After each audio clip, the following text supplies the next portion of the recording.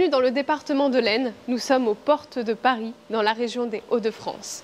Je vous fais cette vidéo pour vous faire un tour d'horizon, pour vous montrer cette belle diversité qu'offre ce département. Suivez-moi. Actuellement au cœur de la cité médiévale de Laon, nous arpentons ces ruelles pavées jusqu'à l'imposante cathédrale qui domine champs et forêts. Mais avant ça, nous nous arrêtons chez Serendipity pour goûter aux petits plaisirs de la vie. Bonjour. Bonjour. Vous allez bien? Ça va et vous? Oui, merci. Donc bienvenue chez Serendipity. Donc ici tout est fait maison, tout est frais et on utilise au maximum les produits de saison et local. Incroyable. Et qu'est-ce que vous avez à nous proposer comme un peu dessert du jour ou un peu insolite? Aujourd'hui, donc comme toujours, on a notre incontournable, le Far West.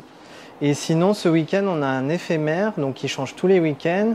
Donc là, c'est le jasmine, donc avec une mousse au jasmin et à l'intérieur des morceaux de framboise et des éclats de pistache. Incroyable. Je pense qu'on va se laisser tenter par un jasmin. Ok, très bien.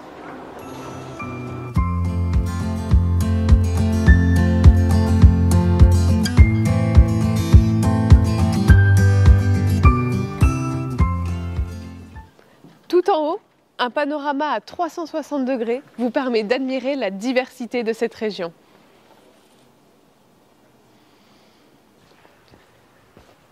Par ici, les champs à perte de vue.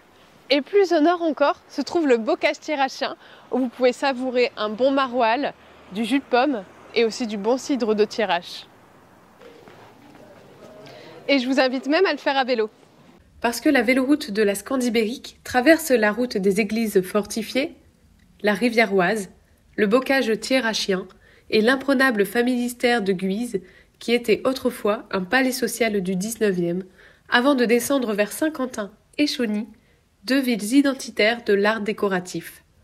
C'est d'ailleurs non loin de Chauny que vous vous retrouverez en face de l'histoire de France. Le seul musée symbolisant l'amitié franco-américaine se trouve là-bas, à Blérancourt, ancien fief d'une organisation humanitaire lors de la Première Guerre mondiale.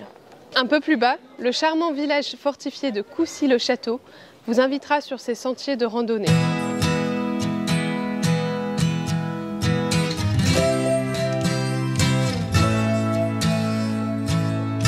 Nous nous retrouvons ici, de l'autre côté de la cité médiévale de Laon.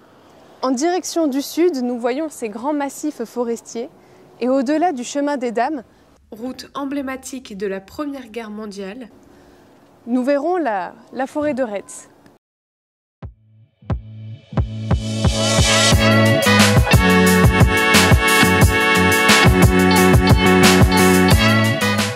Son château, appartenant à François Ier, devient en 2023 la cité internationale de la langue française.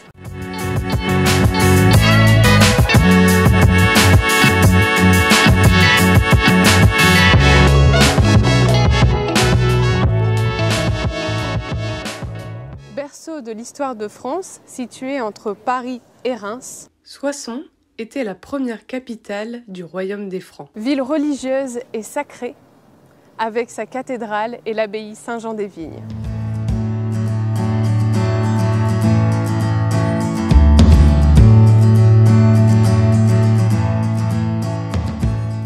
C'est l'odeur du champagne qui pétille dans le sud de l'Aisne qui nous invite à la détente.